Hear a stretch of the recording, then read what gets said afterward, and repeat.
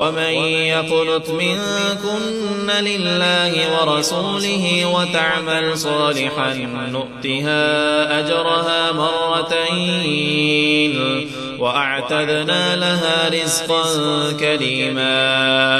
يا نساء النبي لستن كأحد من النساء إن اتقيتن فلا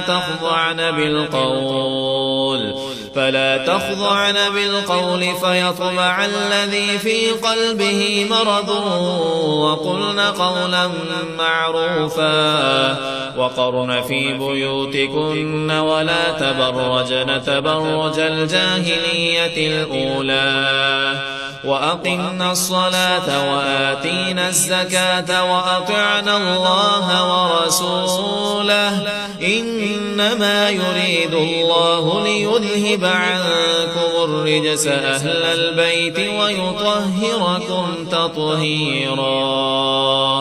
واذكرن ما يتلى في بيوتكن من آيات الله والحكمة إن الله كان لطيفا خبيرا.